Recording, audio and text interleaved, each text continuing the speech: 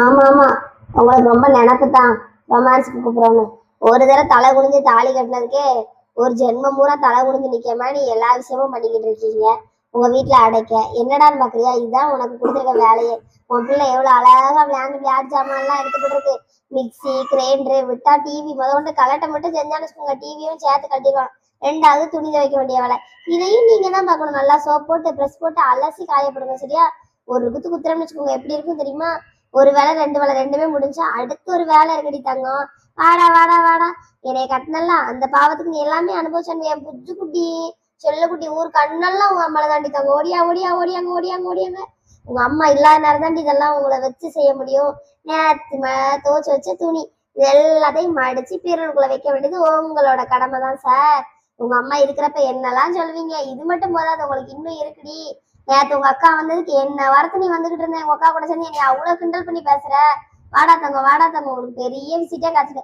உங்க சித்தி சித்தப்பே அக்கா மைனி நாத்தனா எல்லாரும் வந்து தின்னுட்டு போட்டு போனாங்களே, அந்த பாத்திரத்தெல்லாம் எவ கழுவ?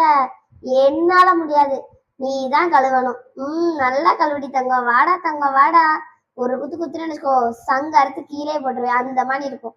ஒழுங்கு மரியாதை அந்த வேலையெல்லாம் முடிச்சுட்டு வாங்க. கிச்சன் எப்படி இருக்கு பத்தியா? நான் எப்படி வச்சுப்பேன் என் கிச்சனை, அதே மாதிரி கிச்சனை ஃபுல்லா வைக்க வேண்டியது உன்னோட வேலை தான். அது உன்னோட கடமை. நல்லா தோசை கொடுத்தா அப்படின்னா முங்கு முங்கு நல்லா உட்காந்து திங்கிறீங்கல்ல, அதுக்கு தகுந்த மாதிரி வேலையை பார்க்கணும். எல்லாம் தின்னுபடி எப்படி ஓடி போயிட்டாளுங்க பாரு. நீ தான் இந்த வேலையை செய்யணும். அது மட்டும் இல்ல, உங்க சித்தி சித்தப்பா இந்த ஊர்ல இருந்து வாங்கினாங்களே காய்கறி, இதுல வேற உங்க அம்மா எக்ஸ்பிளனேஷன் வேற.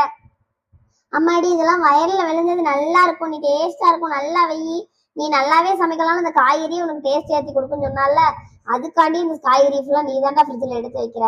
எல்லாத்தையும் ஒழுங்கு முறையாத எடுத்து வை, சரியா?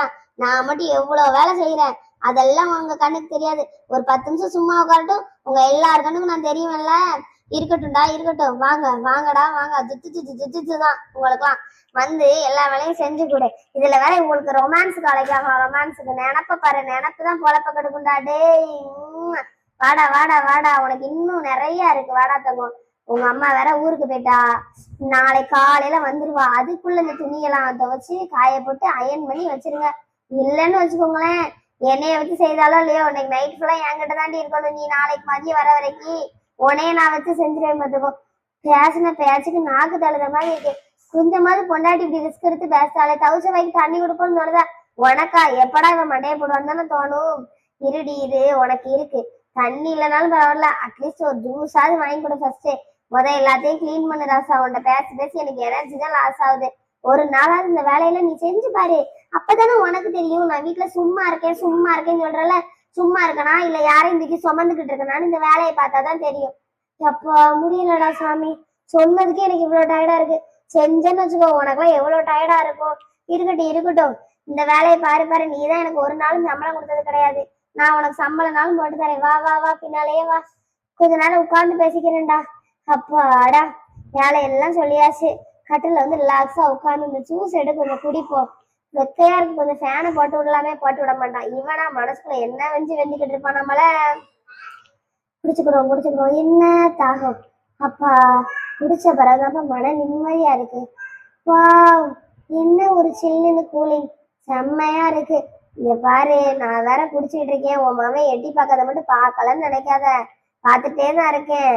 இருடி, உனக்கும் வேலை வச்சிருக்கேன். உங்க அப்பன் கூட சேர்ந்து நீ என்ன ஆட்டம் போடுவ. வா வா வா, உனக்கும் வேலை காத்துக்கிட்டே இருக்கு.